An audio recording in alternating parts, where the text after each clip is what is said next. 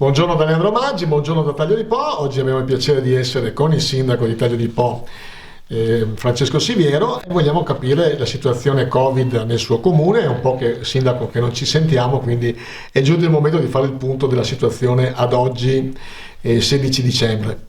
La situazione a Taglio di Po continua a rimanere stabile come nelle altre settimane. Più o meno è circa un mesetto che abbiamo un dato che oscilla per i positivi tra i 35 e i 40 casi, quindi stabile. Questo cosa vuol dire? Vuol dire che le guarigioni di solito vengono compensate con nuove positività. Quindi il fatto che rimanga un trend stabile è una buona notizia, nel senso non abbiamo un aumento esponenziale come magari succedeva in altri ambiti, in altri periodi, però continua a rimanere stabile la presenza del virus. Inoltre è da dire che attualmente abbiamo 3 persone che risultano ricoverate presso le strutture ospedaliere e a cui insomma va i nostri auguri di una pronta guarigione, il nostro in bocca al lupo. Ecco, altro punto critico, l'RSA di Taglio di Po, la casa di riposo come è messa? La casa di riposo per il momento non rileva grosse criticità per quanto riguarda il coronavirus. Fortunatamente anche con la campagna di vaccinazione e con i protocolli messi in atto riusciamo a superare il momento.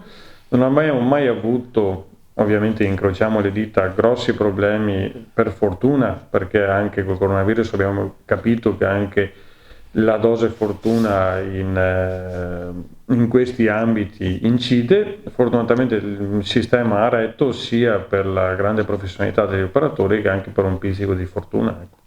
Ecco, passeggiando per la sua città, notiamo che effettivamente quasi tutti adoperano la mascherina anche fuori, anticipando e sperando che non arrivi il giallo della nostra regione. E quindi, secondo lei, i suoi concittadini stanno comportandosi bene? Hanno un approccio giusto? Varia da caso a caso, nel senso comunque abbiamo una percentuale di persone che hanno aderito alla campagna di vaccinazione abbastanza in linea, un po' sotto la media, però abbastanza alta. E lì va da caso a caso, c'è chi comunque continua a utilizzare dispositivi di protezione come dovrebbe fare, chi invece comunque o dato dalla giovane età o data dall'età più avanzate, diciamo così, ancora non utilizza adeguatamente i dispositivi, però sostanzialmente vediamo una situazione abbastanza tranquilla e che riesce a garantire un buon livello. Ecco, i locali pubblici avete avuto dei problemi o perlomeno per adesso non ci sono state multe all'interno dei locali pubblici o altro? No, per il momento no. I locali pubblici anche vengono monitorati spesso dalla prefettura tramite anche il commissariato di Polizia di Stato di Porto Tolle e i carabinieri, che ringrazio insomma per la grande attività che fanno. E attualmente, almeno a notizia di oggi, dopo se magari arriverà qualcosa domani non lo sappiamo, non sono state elevate sanzioni, anzi si è riscontrato anche un buon grado diciamo di partecipazione, come si dice appunto, alla campagna vaccinale, quindi col Green Pass e quant'altro, che sta dando dei risultati interessanti, insomma, ecco. Adesso la campagna di vaccinazione continua, c'è la questione Super Green Pass, che altro non è che comunque il Green Pass da vaccinazione, che quindi si differenzia dal Green Pass da tampone. Speriamo insomma di riuscire a contenere questa famosa quarta ondata ormai, perché il coronavirus, come tutte le cose in Italia, da cosa che doveva essere passeggera sta diventando quasi una quotidianità, purtroppo. E quindi speriamo insomma di riuscire non dico di uscirne perché ormai non succederà, ma di trovare una via di mezzo per riuscire a convivere con questa malattia in questi mesi che ci aspettano, insomma. Ecco, l'ultima domanda, Sindaco, lei che è il polso della situazione dei suoi concittadini.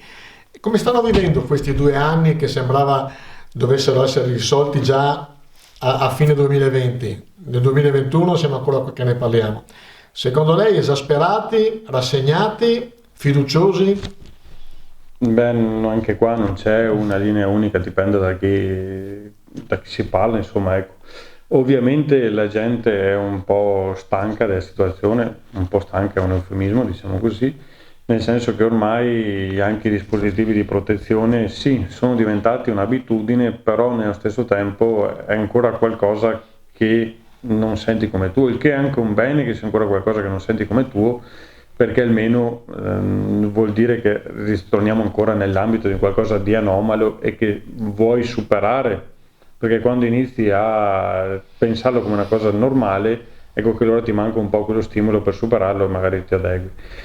Nello stesso tempo però si fa fatica ancora perché quasi 2 anni sono lunghi, a febbraio faremo i primi 2 anni e quindi veramente c'è un po' la voglia di ritornare a una vita normale, alla quotidianità di prima.